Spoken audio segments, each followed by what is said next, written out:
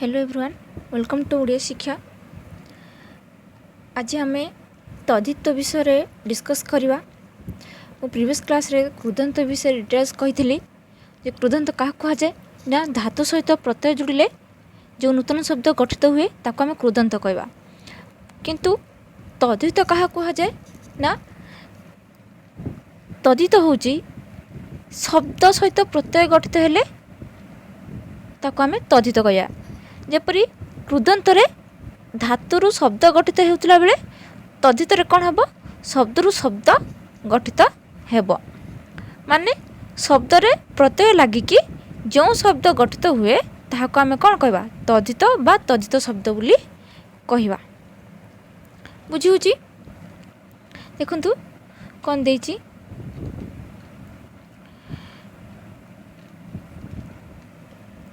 कहिची विभिन्न अर्थरे शब्द सहित देखि पारछंती विभिन्न अर्थरे शब्द सहित जो सब प्रत्यय जोग करा जाई नूतन शब्द गठन करा जाए ताको आमे तद्धित प्रत्यय कहा जाए। आ सेही तद्धित प्रत्यय निष्पन्न पद को आमे तद्धित बोली कहवा। ठीक अछि।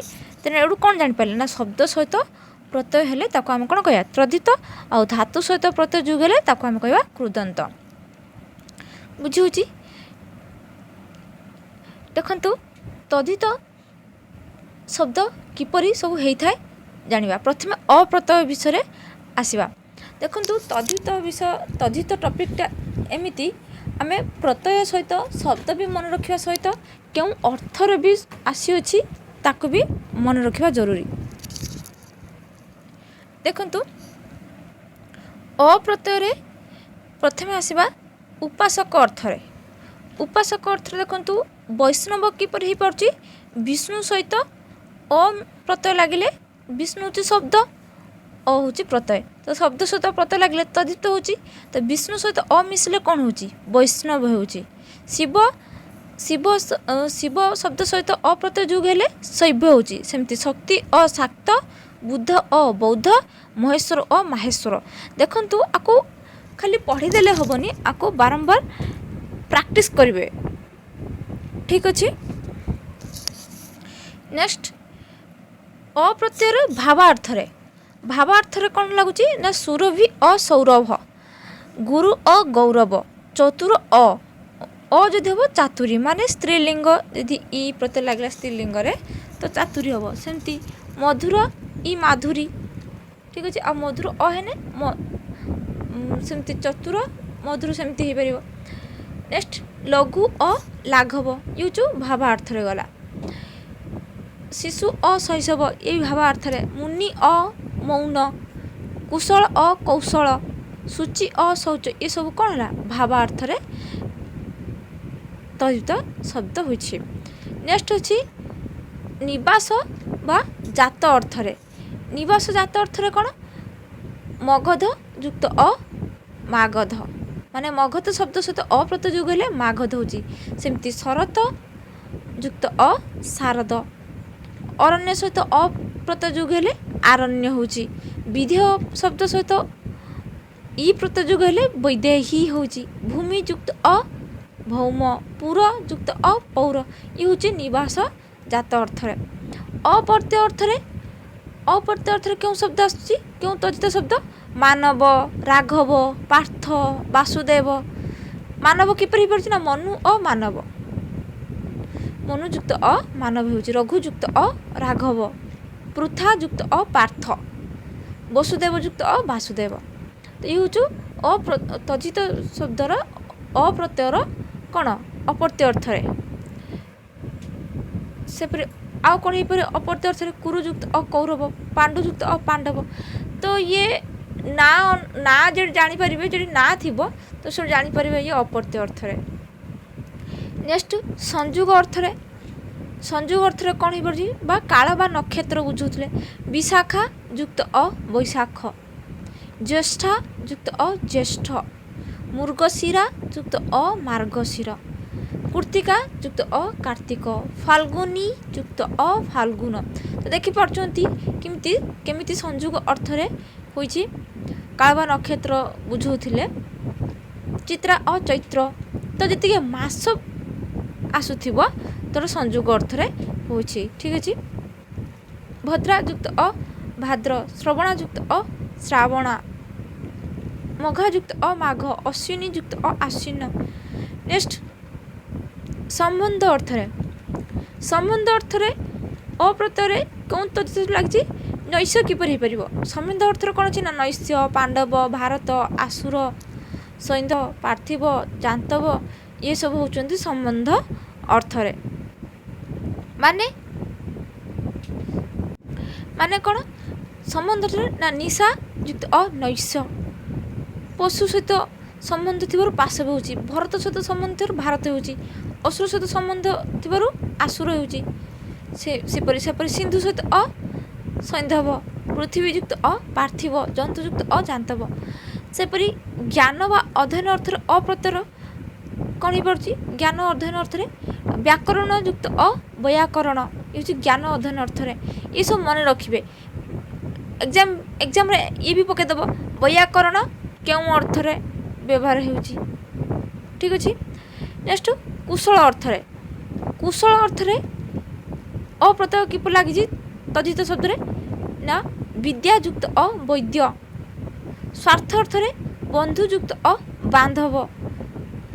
ଠିକ୍ ଅଛି।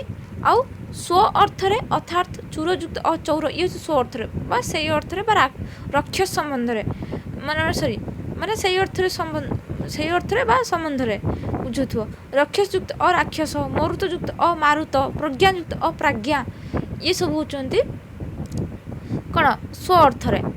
ନେକ୍ସଟ ଯାହାଙ୍କ ଦ୍ୱାରା କୃତ ଅର୍ଥରେ, ଯାହାଙ୍କ ଦ୍ୱାରା କୃତ ରଚନା ହେଇଥିବ, ଯାହାଙ୍କ ଦ୍ୱାରା ପତଞ୍ଜଳ ଯୁକ୍ତ ଅ ପାତଞ୍ଜଳ, ବଶିଷ୍ଠ ଯୁକ୍ତ ଅ ବାସିଷ୍ଠ, ଋଷି ଯୁକ୍ତ ଅ ଆର୍ଷ, ଦେବ ଯୁକ୍ତ ଅ ଦୈବ, ଇଏ ହେଉଛି କ'ଣ?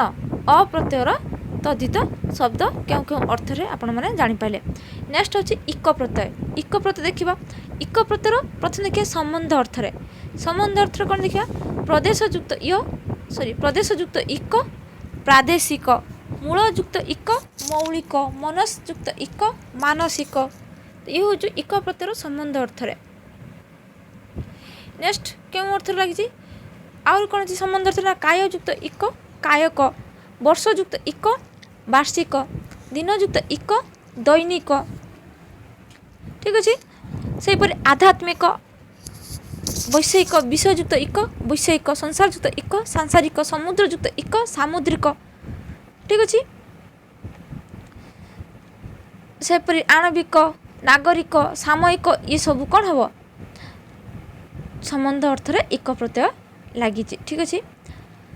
ଜ୍ଞାନ ଆହରଣ ବା ଅଧ୍ୟୟନ ଅର୍ଥରେ ଯଦି ଆମେ ଦେଖିବା କ'ଣ ହେବ? ନା ଇତିହାସ ଯୁକ୍ତ ଇକ ଐତିହାସିକ, ଭୂଗୋଳ ଯୁକ୍ତ ଇକ ଭୌଗୋଳିକ, ସାହିତ୍ୟ ଯୁକ୍ତ ଇକ ସାହିତ୍ୟିକ, ବିଜ୍ଞାନ ଯୁକ୍ତ ଇକ ବୈଜ୍ଞାନିକ, ବେଦ ଯୁକ୍ତ ଇକ ବୈଦିକ। ଏ ହେଉଛି କ'ଣ? ଜ୍ଞାନ ବା ଆହରଣ ଅଧ୍ୟୟନ ଅର୍ଥରେ କ'ଣ? ଇକ ପ୍ରତ୍ୟୟ।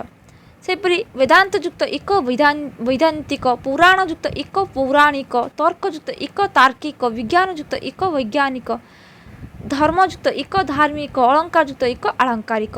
ଇଏ ହେଉଛି ଇକ ପ୍ରତ୍ୟୟର ଜ୍ଞାନ ବା ଅଧ୍ୟୟନ ଅର୍ଥରେ। ନେକ୍ସଟ ଜୀବିକା ଅର୍ଥରେ ଆମେ ଯଦି ଦେଖିବା, ଜୀବିକା ଅର୍ଥରେ ତିଳ ଯୁକ୍ତ ଇକ ତୈଳିକ ହେବ, ତାମ୍ବୁଳ ଯୁକ୍ତ ଇକ ତାମ୍ବୁଳିକ ହେବ। ଇଏ ହେଉଛି ଇକ ପ୍ରତ୍ୟୟ ଜୀବିକା ଅର୍ଥରେ। ନେକ୍ସଟ କ ପ୍ରତ୍ୟୟ ଦେଖିବା। କ ପ୍ରତ୍ୟୟ ପୁଣି କେଉଁ ଅର୍ଥରେ? ନା ସ୍ୱାର୍ଥରେ। ସ୍ୱାର୍ଥରେ କ'ଣ ହେବ? ବାଳ ଯୁକ୍ତ କ ବାଳକ, ଲୁବ୍ଧ ଯୁକ୍ତ କ ଲୁବ୍ଧକ। ଠିକ୍ ଅଛି। ନେକ୍ସଟ ୟ ପ୍ରତ୍ୟୟ ଦେଖିବା। ୟ ପ୍ରତ୍ୟୟର ଅପତ୍ୟାର୍ଥରେ କ'ଣ ଲାଗୁଛି? ନା ଗର୍ଗ ଯୁକ୍ତ ୟ ଗାର୍ଗୀୟ। ବୁଝି ହେଉଛି କେଉଁଠି କ'ଣ କେମିତି ଲାଗିଛି ଜାଣିପାରୁଛନ୍ତି? ଦ୍ୱିତୀୟ ଯୁକ୍ତ ୟ ଦୈତ୍ୟ, ଆଦିତ୍ୟ ଯୁକ୍ତ ୟ ଆଦିତ୍ୟ, ଚଣକ ଯୁକ୍ତ ୟ ଚାଣକ୍ୟ। ଇଏ ହେଉଛି ୟ ପ୍ରତ୍ୟୟର ଅପତ୍ୟାର୍ଥ। ଦେଖନ୍ତୁ ଗର୍ଗ ଦିତି ଆଦିତ୍ୟ ଚଣକ ଏସବୁ ଶବ୍ଦ ନା, ଆଉ ଶବ୍ଦ ସହିତ ପ୍ରତ୍ୟୟ ଯୋଗ ହେଲେ ତାକୁ କ'ଣ କହିବା? ତଦ୍ଧିତ ଶବ୍ଦ। ଉକ୍ତ ବା ସମ୍ବନ୍ଧ ଅର୍ଥରେ ୟ ପ୍ରତ୍ୟୟ କ'ଣ ଲାଗିଛି? ନା ଗଣପତି ଯୁକ୍ତ ୟ ଗାଣପତ୍ୟ, ଈଶାନ ଯୁକ୍ତ ୟ ଈଶାନ୍ୟ, ବାୟୁ ଯୁକ୍ତ ୟ ବାୟବ୍ୟ। ଏସବୁ ମନେ ରଖିବେ, ବାରମ୍ବାର ପ୍ରାକ୍ଟିସ୍ କରିବେ, ବାରମ୍ବାର ଲେଖିବେ ପ୍ରାକ୍ଟିସ୍ କରିବେ, ଲେଖିବେ ପ୍ରାକ୍ଟିସ୍ କରିବେ, ଅଟୋମେଟିକ୍ ହେଇଯିବ। ନେକ୍ସଟ ଭାବାର୍ଥରେ ବା ଗୁଣ ଅର୍ଥରେ, ଭାବାର୍ଥର ଗୁଣ ଅର୍ଥରେ ୟ ପ୍ରତ୍ୟୟ କ'ଣ କେଉଁଠି ଲାଗିଛି? ବାଳ ଯୁକ୍ତ ୟ ବାଲ୍ୟ, ସୃଜନ ଯୁକ୍ତ ୟ ସୌଜନ୍ୟ, ତ ୟ ପ୍ରତ୍ୟୟ ଲାଗିଛି। ସହିତ ଯୁକ୍ତ ୟ ସାହିତ୍ୟ, ସୁନ୍ଦର ଯୁକ୍ତ ୟ ସୌନ୍ଦର୍ଯ୍ୟ, कृपण युक्त य कार्पण्य चंचल युक्त य चांचल्य धीर युक्त य धैर्य। ये तो एग्जाम रे ही पड़ीथिला धीर युक्त य धैर्य। धैर्य को आम भांगीदेले विच्छेद कले कौन हम धीर युक्त य तो क्यों पत्र धैर्य ना य प्रत्यय शब्द कौन शब्द अच्छे ना धीर धीर युक्त य धैर्य। ठीक अच्छे नेक्स्ट कर्म अर्थ य प्रत्यय लगी कौटी ना चोर युक्त य चौर कारण चोर कामटा करा जाए चौर्य चौर चौर युक्त य चौर्य सखा युक्त य सख्य पुरोहित युक्त य पौरोहित्य वाणिज्य युक्त य वाणिज्य। सेपरी संबंध अर्थरे य प्रत्यय को लगी तालु युक्त य तालव्य गृहस्थ युक्त य ग्राहस्थ्य गो युक्त य गव्य दंत युक्त य दंत्य ये हूँ संबंध अर्थ। नेक्स्ट हूँ जात अर्थरे बास अर्थरे ग्राम युक्त य ग्राम्य वन युक्त य वन्य पश्चात युक्त य पाश्चात्य दीप युक्त य दिव्य बहिर्युक्त य बाह्य अंतर्युक्त य अंत्य ये हूँ जात अर्थरे बास अर्थ हूँ य प्रत्यय तदितर। नेक्स्ट निमित्त अर्थरे य प्रत्यय को लगी निमित्त अर्थरे अर्घयुक्त य अर्घ्य पदयुक्त य पाद्य अतिथियुक्त य आतिथ्य ये हूँ निमित्त अर्थरे य प्रत्यय। योग्य अर्थरे बधयुक्त य बध्य दंडयुक्त य दंड्य सेनायुक्त सॉरी दंड्य बध्य हूँ योग्य अर्थरे माने दंड पाइबा योग्य ये बध पाइबा योग्य। ठीक अच्छे तो योग्य अर्थ हूँ दंड दंड्य बध्य ये हूँ योग्य अर्थरे। स्वार्थ अर्थरे सेनायुक्त य सैन्य मर्तयुक्त य मर्त्य नवयुक्त य नव्य ये हूँ स्वार्थ अर्थरे। सेपरि आउ किछि अछि सभायुक्त य सभ्य करुणायुक्त य तो कारुण्य बातयुक्त य आउ आ लगिले बात्या हो वर्णयुक्त य आ लगिले बन्या हो राजनयुक्त य राजन्य। नेक्स्ट हूँ य प्रत्यय माने दीर्घ य प्रत्यय संबंध अर्थ आम देखा दीर्घ य प्रत्यय कौन हम जाति युक्त दीर्घ य जातीय सेमती जलयुक्त य जलीय य विदेश युक्त य विदेशीय सरयुक्त य शारदीय आत्मायुक्त य आत्मीय राजनयुक्त य राजकीय परयुक्त य परकीय स्वयुक्त य तो स्वकीय। जात अर्थरे उत्कलीय भारतीय बंगीय आमेरिकीय माने उत्कल जात भारत जात बंगरू जात आमेरिकार जात से जात अर्थ लगे तो उत्कलयुक्त य हेने उत्कलीय हम भारतयुक्त य हेने भारतीय बंगयुक्त य हेने बंगीय हम आमेरिकायुक्त य हेने आमेरिकीय हम। नेक्स्ट क्यों प्रत्यय लगी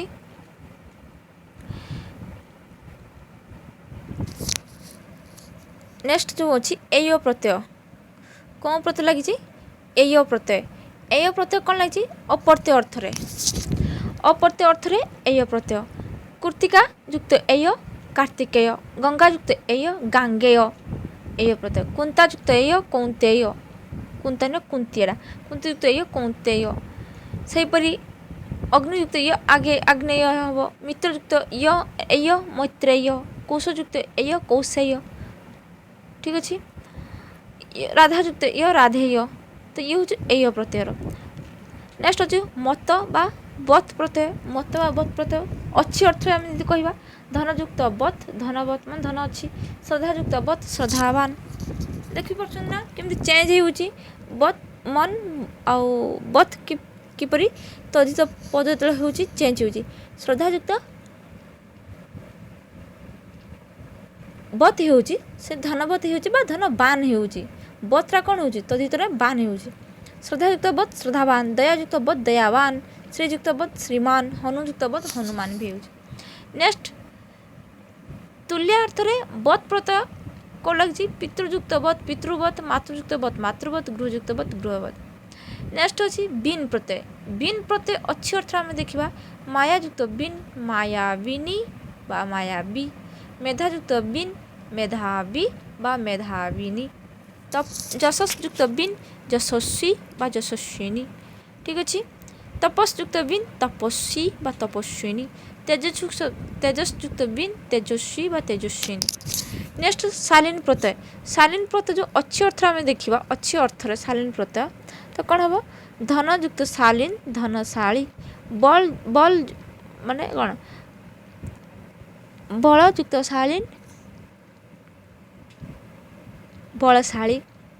ସେହିପରି ଶକ୍ତ ଯୁକ୍ତ ଶାଳୀନ ଶକ୍ତିଶାଳୀ ବା ଶକ୍ତିଯୁକ୍ତ ଶାଳୀନ ଶକ୍ତିଶାଳୀନ। ଗୁଣଯୁକ୍ତ ଶାଳୀନ ଗୁଣଶାଳୀ। ଐଶ୍ୱର୍ଯ୍ୟଯୁକ୍ତ ଶାଳୀନ ଐଶ୍ୱର୍ଯ୍ୟଶାଳୀ। ଠିକ୍ ଅଛି। ନେକ୍ସଟ ଅଛି କ ପ୍ରତ୍ୟୟ। କ ପ୍ରତ୍ୟୟର ଅଛି ଅର୍ଥରେ କ ପ୍ରତ୍ୟୟ ଳ ପ୍ରତ୍ୟୟ ହେଇଥାନ୍ତା। ଶିରାଯୁକ୍ତ ଳ ଶିରାଳ। ଅଶ୍ରୁଯୁକ୍ତ ଳ ଅଶ୍ରୁଳ ଳ ପ୍ରତ୍ୟୟ ନଟ୍ କ ପ୍ରତ୍ୟୟ। ତ ଅଛି ଅର୍ଥରେ ଳ ପ୍ରତ୍ୟୟ ଲାଗିଲା। ଅଶ୍ରୁଯୁକ୍ତ ଳ ଅଶ୍ରୁଳ। ବହୁଯୁକ୍ତ ଳ ବହୁଳ। ମାଂସଯୁକ୍ତ ଳ ମାଂସଳ। ଶୁଶ୍ରୁଯୁକ୍ତ ଳ ଶୁଶ୍ରୁଳ। ବସ୍ତ୍ରଯୁକ୍ତ ଳ ବସ୍ତ୍ରାଳ।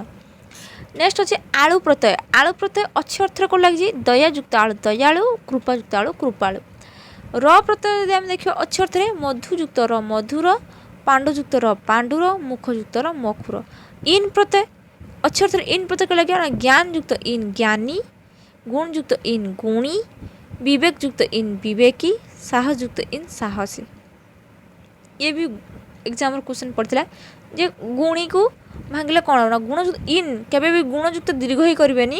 ଗୁଣଯୁକ୍ତ ଇନ୍ ପ୍ରତ୍ୟୟ ଲାଗିଛି। ଗୁଣୀର ଇନ୍ ପ୍ରତ୍ୟୟ ଲାଗିଛି। ନେକ୍ସଟ ଇଳ ପ୍ରତ୍ୟୟ। ଇଳ ପ୍ରତ୍ୟୟ ଅଛି ଅର୍ଥରେ କ'ଣ ହେବ? ପଙ୍କଯୁକ୍ତ ଇଳ ପଙ୍କିଳ। ଫେନ୍ଯୁକ୍ତ ଇଳ ଫେନିଳ। ଆଉ ଜଟାଯୁକ୍ତ ଇଳ ଜଟିଳ। ନେକ୍ସଟ ଯେଉଁ ଅଛି ତା ପ୍ରତ୍ୟୟ। ତା ପ୍ରତ୍ୟୟ ଭାବରେ ଭାବ ଅର୍ଥରେ କ'ଣ ଲାଗିଛି ନା ଲଘୁଯୁକ୍ତ ତା ଲଘୁତା। ଜଡ଼ଯୁକ୍ତ ତା ଜଡ଼ତା। ଧୀରଯୁକ୍ତ ତା ଧୀରତା। ମଧୁରଯୁକ୍ତ ତା ମଧୁରତା। କାତରଯୁକ୍ତ ତା କାତରତା। ଦୃଢ଼ଯୁକ୍ତ ତା ଦୃଢ଼ତା। ସରଳଯୁକ୍ତ ତା ସରଳତା। ସେପରି ତ୍ୱ ପ୍ରତ୍ୟୟ। ତ୍ୱ ପ୍ରତ୍ୟୟ କ'ଣ ଲାଗିଛି? ଭାବ ଅର୍ଥରେ ଯଦି ଦେଖିବା ଗୁରୁତ୍ୱ ଲଘୁତ୍ୱ ପ୍ରଭୁତ୍ୱ ଦାସତ୍ୱ ତ ତ୍ୱ ପ୍ରତ୍ୟୟ ଲାଗିଛି। ସେହିପରି ଖରଯୁକ୍ତ ତ୍ୱ ଖରତ୍ୱ। ଜଡ଼ଯୁକ୍ତ ତ୍ୱ ଜଡ଼ତ୍ୱ। କଠିନଯୁକ୍ତ ତ୍ୱ କଠିନତ୍ୱ। ନେକ୍ସଟ ଅଛି ଇଷ୍ଟ ପ୍ରତ୍ୟୟ। ଇଷ୍ଟ ପ୍ରତ୍ୟୟ ଶ୍ରେଷ୍ଠ ଅର୍ଥରେ ଲାଗୁଥିବ ମାନେ ଅନେକ ମଧ୍ୟରେ ଏକର ଉତ୍କର୍ଷ ବା ଅପକର୍ଷ ବୁଝାଇଲେ ଇଷ୍ଟ ପ୍ରତ୍ୟୟ ହୋଇଥାଏ। ଯେପରି ଗୁରୁଯୁକ୍ତ ଇଷ୍ଟ ଗରିଷ୍ଠ। ବଳଯୁକ୍ତ ଇଷ୍ଟ ବଳିଷ୍ଠ। ଲଘୁଯୁକ୍ତ ଇଷ୍ଟ ଲଘୁଷ୍ଠ। ନେକ୍ସଟ ଦା ପ୍ରତ୍ୟୟ। ଦା ପ୍ରତ୍ୟୟ କ'ଣ ଲାଗିଛି? କାଳ ଅର୍ଥରେ ବା ସମୟ ଅର୍ଥରେ ମାନେ ଏକଦା ଦେଖିପାରୁଛନ୍ତି ଦା ପ୍ରତ୍ୟୟ ଲାଗିଛି। ଏକଦା ସଦା ସର୍ବଦା। ସେପରି ଥା ପ୍ରତ୍ୟୟ ପ୍ରକାର ଅର୍ଥରେ ଥା ପ୍ରତ୍ୟୟ ଲାଗିଥିବ। ସର୍ବଯୁକ୍ତ ଥା ସର୍ବଥା। ଅନ୍ୟଥା ଯଥା। ତ ଏଥିରେ ଯଥା କ'ଣ ହେବ ନା ଯଦଯୁକ୍ତ ଥା ଯଥା। ନେକ୍ସଟ ଧା ପ୍ରତ୍ୟୟ। ଧା ପ୍ରତ୍ୟୟ ପ୍ରକାର ଅର୍ଥରେ କ'ଣ ଲାଗିବ? ବହୁଯୁକ୍ତ ଧା ବହୁଧା। ଶତଯୁକ୍ତ ଧା ଶତଧା। ଦ୍ୱିଯୁକ୍ତ ଧା ଦ୍ୱିଧା। ଚତୁର୍ଯୁକ୍ତ ଧା ଚତୁର୍ଧା। ଇଏ ହେଉଛି ଧା ପ୍ରତ୍ୟୟ ବା ପ୍ରକାର ଅର୍ଥରେ। ନେକ୍ସଟ ଅଛି ମୟ ପ୍ରତ୍ୟୟ। ମୟ ପ୍ରତ୍ୟୟ ସ୍ୱାର୍ଥ ଅର୍ଥରେ କ'ଣ ହେବ ନା ସ୍ୱର୍ଣ୍ଣଯୁକ୍ତମୟ ସ୍ୱର୍ଣ୍ଣମୟ। ମୃତ୍ଯୁକ୍ତମୟ ମୃଣ୍ମୟ। ବାକ୍ଯୁକ୍ତମୟ ବାଗ୍ମୟ। ଗୋଯୁକ୍ତମୟ ଗୋମୟ। ଜଳମୟ ଚିନ୍ମୟ ପାପାମୟ। ଇଏ ହେଉଛନ୍ତି କ'ଣ ମୟ ପ୍ରତ୍ୟୟ ସ୍ୱାର୍ଥ ଅର୍ଥରେ ମାନେ ମୟ ପ୍ରତ୍ୟୟ। ନେକ୍ସଟ ଇନ୍ ପ୍ରତ୍ୟୟ। ଦୀର୍ଘ ଇନ୍ ପ୍ରତ୍ୟୟ ଜାତ ଅର୍ଥରେ କ'ଣ ଲାଗିବ ନା କୁଳୀନ ନବୀନ ମାନେ କୂଳରୁ ଜାତ। କୂଳଯୁକ୍ତ ଇନ୍ କୁଳୀନ। ନବଯୁକ୍ତ ଇନ୍ ନବୀନ। ସେପରି ସମ୍ବନ୍ଧ ଅର୍ଥରେ ଇନ୍ ପ୍ରତ୍ୟୟ। ସମ୍ବନ୍ଧ ଅର୍ଥରେ ନା ସର୍ବଜନ ଯୁକ୍ତ ଇନ୍ ସାର୍ବଜନୀନ ବା ସର୍ବଜନୀନ। ସର୍ବାଙ୍ଗ ଯୁକ୍ତ ଇନ୍ ସର୍ବାଙ୍ଗୀନ ବା ସର୍ବାଙ୍ଗୀଣ। ତ ସର୍ବାଙ୍ଗୀଣ ହେବ ସର୍ବାଙ୍ଗ। ସର୍ବାଙ୍ଗୀଣ କ'ଣ ହେବ? ସର୍ବାଙ୍ଗ ଯୁକ୍ତ ଇନ୍ ସର୍ବାଙ୍ଗୀଣ। ବିଶ୍ୱଜନ ଯୁକ୍ତ ଇନ୍ ବିଶ୍ୱଜନୀନ। ଇତ୍ ପ୍ରତ୍ୟୟ ବା ଜାତ ଅର୍ଥରେ ଫଳଯୁକ୍ତ ଇତ୍ ଫଳିତ। ପୁଷ୍ପଯୁକ୍ତ ଇତ୍ ପୁଷ୍ପିତ।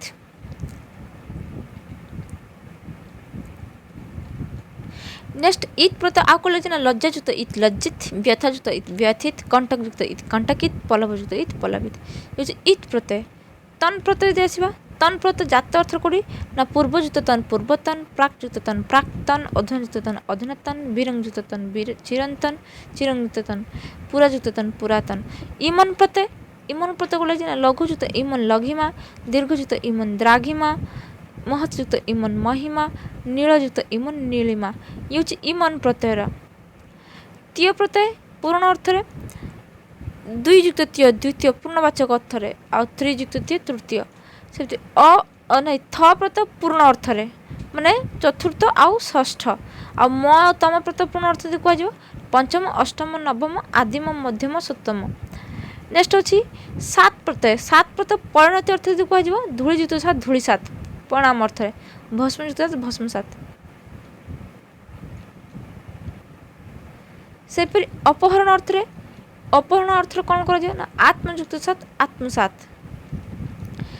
नेक्स्ट कौन अच्छी तर और तम प्रत्यय तुलनार्थ तर व तम अर्थ लगुथ माने दुईटी मध्य गुटिकर उपकर्ष आउटर कौन हो अपकर्ष बुझुव बा विशेषण में तर लगुव और यश प्रत्यय एवं बहु मध्य गुटिकर उपकर्ष अपकर्ष बुझे तर तम बा तम इष्ट प्रत्यय होता है। जमी गुरु युक्त तर गुरुतर क्षुद्रतर प्रियतम लघुतम बृहतम लघुतर बृहतर गुरुतम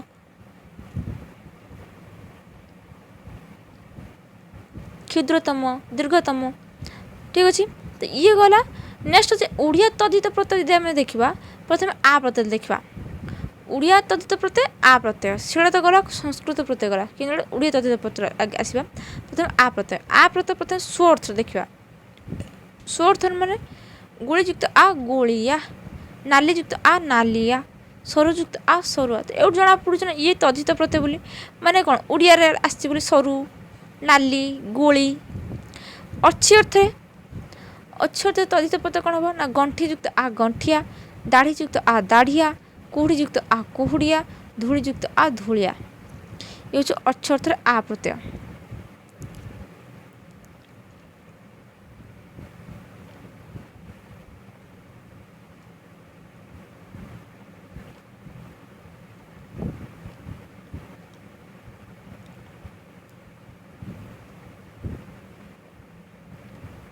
ठीक अच्छे तो हम नेक्स्ट क्लास रे आ प्रत्ययर तद्धित आ प्रत्यय आउ कौन अर्थ व्यवहार हो नेक्स्ट क्लास रे आम देखा। जदि क्लास आपण मानक भल लगुच तो लाइक करूँ अधिक अधिक शेयर करूँ और जदि मो चैनल को नुआ आसुँच तो सब्सक्राइब करूँ और बेल आइकन को प्रेस करूँ जहाँफल ऑल क्लास आपण मानक नोटिफिकेशन मिल जाए। Thank you very much for watching this video.